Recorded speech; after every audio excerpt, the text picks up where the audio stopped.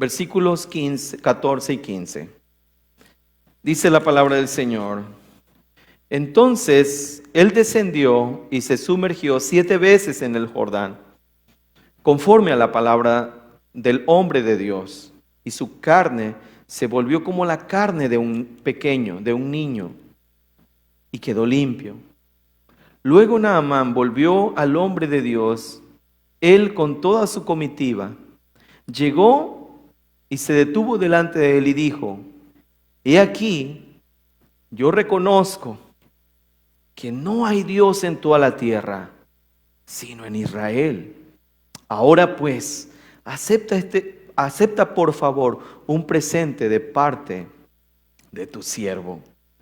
Hermanos, este pasaje es uno de los pasajes más emotivos este versículo, el más emotivo de esta historia.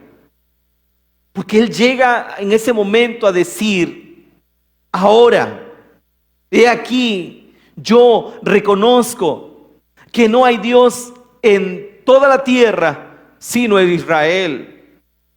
Yo no sé en qué estás confiando tú.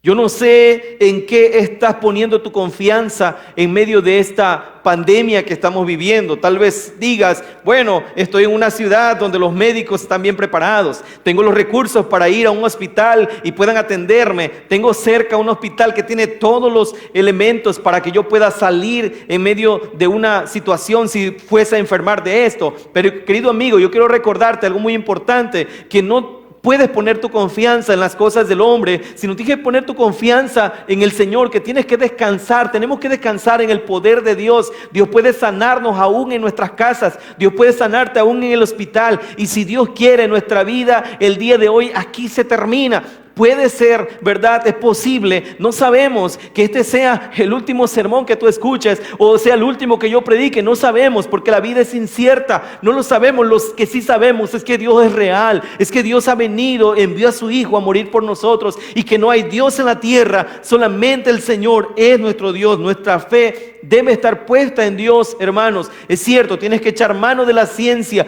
pero recuerda que ninguna ciencia puede avanzar más allá que los límites de Dios no le permitan. Es decir, que la ciencia no puede ir más allá de lo que Dios ha establecido. Las pruebas tienen el propósito de llevarnos a Él. Naamán enfrentó esta prueba, enfrentó esta situación. Esta chica apareció, esta joven apareció en su casa, supo de que había profeta allá en Samaria, fue a Samaria, le pareció absurdo los métodos, pero al final obedece, y eso le lleva a entender que Dios actúa de manera fantástica y maravillosa y gloriosa para su propia gloria. Y él termina reconociendo que no hay Dios en toda la tierra, sino solamente en Israel. A través de esta situación que estamos viviendo, los que no conocen a Dios como lo era Naamán, tienen que saber que hay Dios, que hay un Dios que todo lo puede, y que esta circunstancia, como la de Naamán también, tiene el propósito de llevarnos al Señor, de que nosotros confiemos en Él. Dios quiere que tú le conozcas, que tú veas cuán grande es su amor. Porque, mi estimado amigo, Dios no solamente sana el cuerpo. Lo más importante para Dios es darnos libertad en nuestra alma. Y vean lo que sucede con Naamán. Versículos 17 al 19. Entonces Naamán dijo: sino por favor, sea dada a tu siervo una carga de esta tierra, que pueda ser llevada por un par de mulas, porque de aquí en adelante tu siervo no ofrecerá holocausto ni sacrificio a otros dioses, sino a Jehová. Pero el Señor perdone a su siervo cuando mi Señor entre en el templo de Rimón para adorar allí y se apoye en mi brazo, y yo me incline en el templo de Rimón cuando yo tenga que inclinarme en el templo, que el Señor perdone a su siervo. Y Eliseo le dijo, ve en paz. Finalmente, hermanos, la respuesta que tenemos que dar a las obras de Dios, a la misericordia del Señor, es entregarnos a Él. Dios no pide que vengas o que estés solo un día dando gracias. Dios no solamente busca que tú le busques en medio del temor. Muchas personas hoy en día tienen temor y tratan de buscar a Dios. Sin embargo, eso es motivado a veces solamente por el espanto, y cuando el miedo les pasa, ellos vuelven nuevamente a su maldad, a su pecado, porque se sienten vulnerables. Pero Dios lo que quiere es que tú realmente te humillas ante su presencia y que tu corazón a partir de ahora solamente sea para el Señor, como también Naamán dice, de ahora en adelante no ofreceré a ningún otro Dios que no sea Jehová.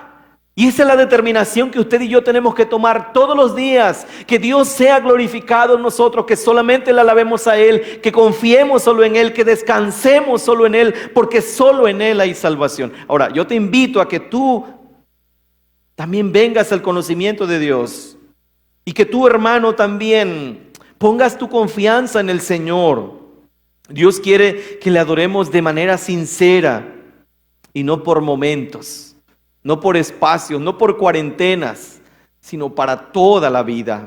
Por eso Naamán dice, de aquí, de ahora en adelante. Y la pregunta para ti es, ¿qué será de tu vida de ahora en adelante?